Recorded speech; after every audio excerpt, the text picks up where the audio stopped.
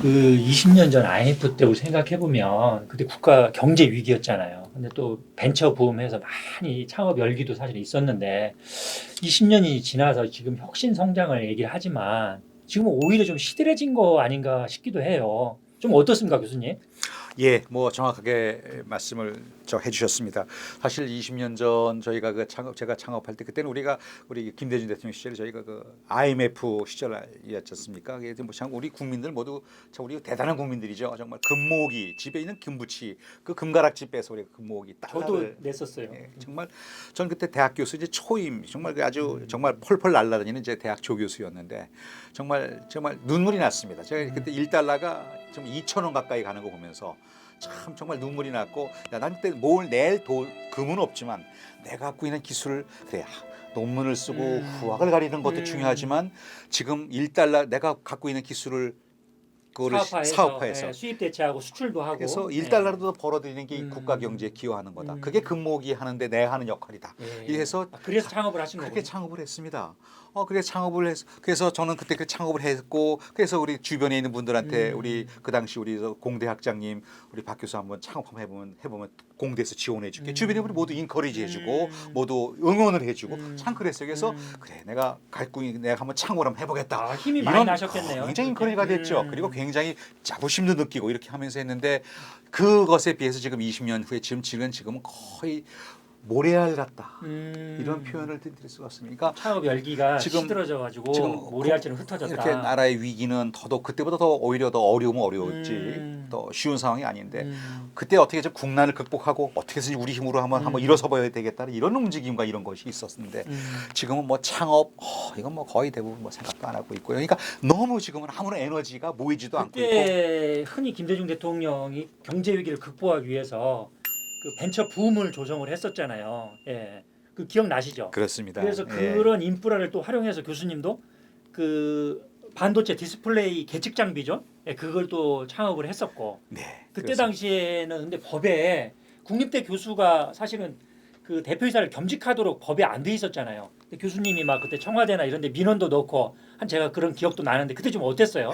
예, 예. 뭐 너무 정확하게 말씀해 주셔서 사실 저는 그때 저희 국립대학 교수는 그 공무원이기 때문에 공무원 복무 규정이라는 것이 있습니다. 그래서 네. 그런 개인 이익 그러니까 그런 기업을 영위할 수 없게끔 그렇죠. 예, 공무원이니까. 그렇게 돼 있습니다. 그래서 이제 창업을 하고 저는 이제 처음에 그걸 몰랐어요. 그리고 아마 이런 문제가 있어도 아마 국난 위기에 김대중 대통령 이 정부는 분명히 이런 걸 얼라우 해줄 것이다. 아, 믿음, 이런 신뢰. 믿음이 있고 예. 신뢰가 있었죠. 그래서 진행을 시켰습니다. 그랬더니 역시 뭐 이제 사업자 등록을 내고 그 다음에 뭐 법인 등록을 하고 하는데 뭐 대학 교수가 불법이라는 거 공식적으로 이제 통보를 받은 겁니다.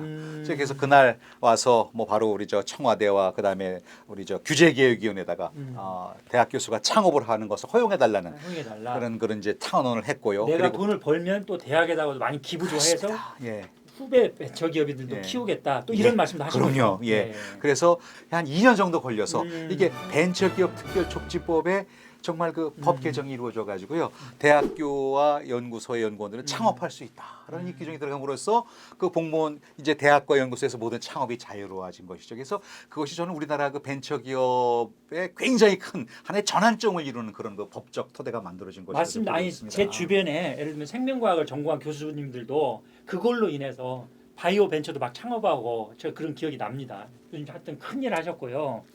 그 지금 생각해 보면은 그때 당시에 30대 그룹 중에서 거의 11개가 그때 부도나고 막 그랬거든요.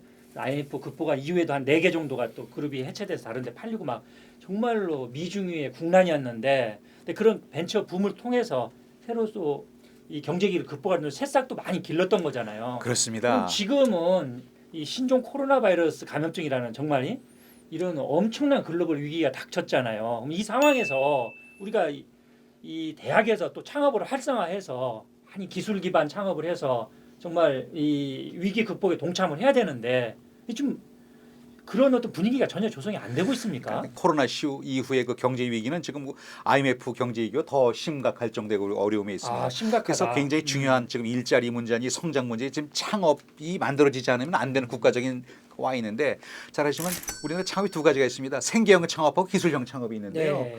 이 정작 중요한 이 기술형 창업, 이 혁신형 창업이 거의 좀 대학에서 움직임이 거의 좀 없다고 표현하기가 정확한 말씀일 것 같습니다. 그러니까 네. 너무너무 미약하다, 너무너무 쇠약하다. 음. 그래서 정말 우리 20년 전에 그 IMF 시절에 그때 우리가 창업하겠습니다는 이런 움직임 열기에 그 에너지나 그것이 정말 그리울 정도로 그게 지금 거의 없고, 근데 사실은 우리나라가 창업에 가장 앞서 나라는 이스라엘만큼의 어떤 그 창업생들을 갖고 있었다고 말씀을 드릴 수가 있는데, 지금은 그런 정신이나 그런 기업가 정신이 거의 좀 바닥에 와 있어서 지금 이제 모든 그런 대학이나 또는 엘리트들이 모두 이제 어떤 그 공무원이라든지 또는 뭐 대기업 취업이라든지 또는 어떤 공기업 취업이라든지 이런 데에 매몰돼 있고, 이런 데에 지금 모두 올인하고 있다는 게 국가적으로 너무 큰 낭비다. 그러니까 이공계 석박사들 봐도 그 내가 기술고시를 하겠다, 공무원이 되겠다, 또는 뭐 어디 난 삼성전자에 취직을 하겠다 이런 생각이 강한 것이지, 뭔가 내가 기술 기반 창업을 해서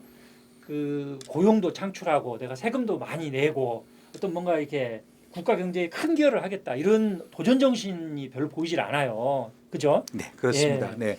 참고로 제가 말씀드린 제가 약 한 100여 명 정도의, 지금 아니면 100여 명 이상의 이제 석사, 박사를 이제 제자들을 많이 제자들을 양성하셨죠. 키워냈습니다. 그런데 그 중에서 이 창업한 학생들은 아주 극소수이고요. 음. 거의 대부분의 공무원이나 또는 공기업, 대기업으로 이제 갔고요. 오히려 제 밑에 와서 했던 베트남에서 오는 학생은 베트남 유학생. 예, 베트남 유학생은 오히려 국내 일정 때문에 산학형 이런 걸 제가 많이 투입을 시키지 못했습니다. 훈련을 많이 못 시켰어요. 그렇던데 어깨너머로 배워가지고 베트남에 가서 창업을 해서 아주 굉장히 아주 프로미싱한 그런 그 벤처 기업을 지금 하고 있습니다. 그걸 보면서 정말 더 열심히 배우고 더 잘 할 수 있어야 되는 우리 졸업생들은 오히려 거의 대부분 정말 이렇게 그 뭐 대기업이나 공무원을 하고 있는데 반해서 베트남에 가 있는 이런 걸 보면서 그참 우리나라 참 창업 생태계, 우리나라 젊은이들의 그런 기업가 정신이나 창업가 정신이 너무너무 바닥에 와 있고, 이런 것이 대학에서 너무너무 참 잘 못 가르치고 있고, 우선 저 자신부터도 그런 부분에 잘 기여를 많이 못했구나. 그래서 굉장히 참 그 안타까운 마음이 지금도 가슴을 참 점유하고 있습니다. 정작 산학 협력 기회를 많이 준 한국 제자들은 창업을 안 하고 이렇게 어깨너머로 배운 베트남 제자는 귀국해서 창업을 해서 성공을 하고, 이런 또 아이러니가 이게 발생을 했는데, 그 얘기를 좀 곱씹어 보면은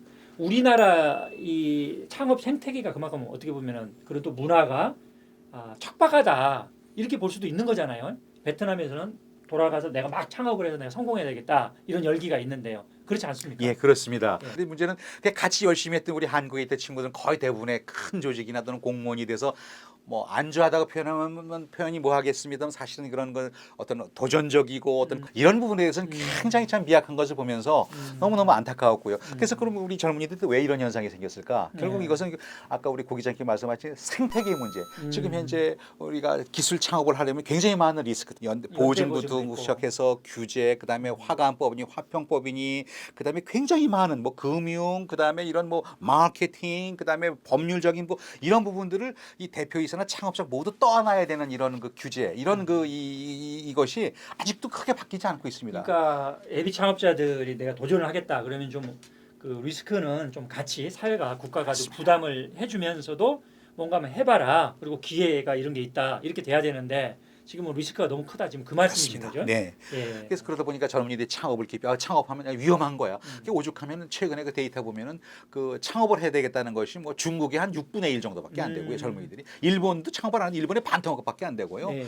창업을 하면 안 돼. 이건 도전하면 안 돼. 이거 뭐 일본의 2배, 중국의 뭐 대여섯 배쯤 됩니다. 네. 그러니까 우리나라 젊은이들이 창업 정신과 기업가 정신, 도전 정신이 거의 좀 바닥에 와 있다. 이게 지금 가장 큰 문제라고 저는 볼 수가 그러니까 있겠습니다. 이거는 어떤 개인의 문제가 아니라요, 이 사회 분위기를 만들어주는 거잖아요. 그럼 정부가 제 생각에는 어떤 한국연구재단이라든지 국가 R&D를 기획 집행하는 우리 공공기관에서 뭔가 R&D 과제를 수행하는 교수들에게는 창업을 했다 그러면 좀 가산점을 준다든가 좀 제도적 개선책이 좀 필요해 보여요. 그러니까 물론 대학 아까 말씀하셨지만 자체적으로 임용이나 승진에 있어서도 당연히 창업을 했다, 기술 이전을 했다, 이렇게 기술 사업화에 대해서는 분명히 반영을 하는 게 맞잖아요. 예. 그게 안 되고 있는 게 참 안타깝네요. 예, 그런 부분들에서도 많이 바뀌어야 되겠지만, 저는 기본적으로 오늘의 스탠포드 대학의 이 스탠포드 대학이 있게 된 그 핵심적인 그 역분의 그 1950년대 그 학장님 이제 그 전까지 되게 평범한 그때 대학이었습니다. 과수원 주변에 과수원이었죠. 예. 뭐 정말 그런 아주 정말 그런 아주 평범한 대학 중에 하나였는데